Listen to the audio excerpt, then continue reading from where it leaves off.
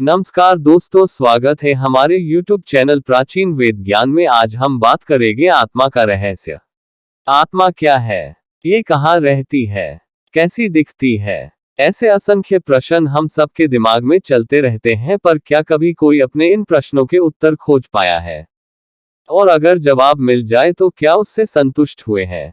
शायद नहीं। आत्मा अजर है, अमर है, वह निराकार है, जैसे ईश्वर इस संपूर्ण सृष्टि का संचालक है, पर उसे देख कोई भी नहीं पाया है, बस उसे महसूस किया है हर क्षण हर पल। उसी तरह आत्मा भी अपने शरीर का संचालन करती है। जैसे विश्वास और ईश्वर एक दूसरे से जुड़े हैं, वैसे ही आत्मा और शरीर एक दूसरे से जुड़े हैं। अगर शरीर नष्ट हो जाता है तो आत्मा भी उससे बाहर हो जाती है, परंतु नष्ट नहीं होती है, क्योंकि वह तो परमात्मा का अंश है। यहाँ मेरे कुछ विचारों से हम आत्मा के रहस्य को समझने का प्रयास करेंगे। 1. आत्मा क्या है? जब ईश्वर ने इस सृष्टि का निर्माण किया, तभी सभी जीव जंतु, पेड़ पौधों में, प्राणियों में अपने अंश को डाला और उन्हें जीवित बनाया, ताकि वह सांस ले सके, ये जीवन जी सके।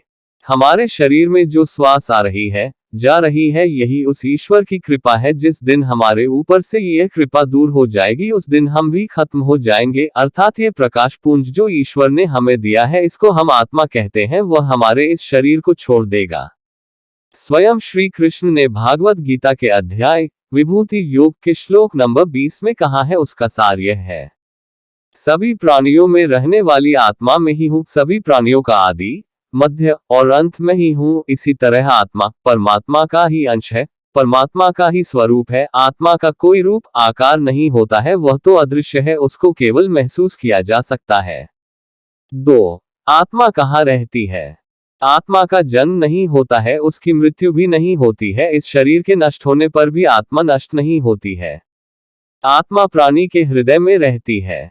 जब कोई प्राणी जन्म लेता है तो आत्मा उसमें पहले से ही मौजूद रहती है। जब माता के गर्भ में नया जीव पनपने लगता है तो ईश्वर अपने अंश को उसमें प्रवेश कराता है। उस परमात्मा का अंश ही आत्मा है। इस शरीर की अवस्था बदलती है, पर आत्मा की नहीं, वह तो इस शरीर और मन का संचालन करती है। जब ये शरीर नष्ट हो जाता है तो आत्मा पुनः किसी नए शरीर को धारण करती है, फिर वह अपने कर्म के अनुसार किसी भी प्राणी का हो सकता है। जिसने अपने जीवन में परमात्मा को जाना है, इस जीवन के रहस्य को समझा है, अर्थात सद्विचार और सत्कर्म रखे हैं, उसकी आत्मा को परमात्मा स्वयं अपने अंदर धारण कर लेता है।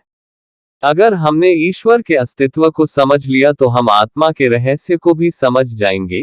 ये शरीर तो नाशवान है, पर उसमें संचालित यह आत्मा उस परमात्मा का उपकार है। कभी उस ईश्वर की कृपा को महसूस कीजिए। ध्यान मेडिटेशन करते समय अपने आप को शून्य में ले जाए और फिर अपनी श्वास को महसूस कीजिए। यह आ रही है और जा रही है, तो यह उस परमात्मा की आप पर, हम पर कृपा है। और जिस दिन इस कृपा को समझ जाएंगे, उस दिन हम आत्मा के रहस्य को भी समझ जाएंगे।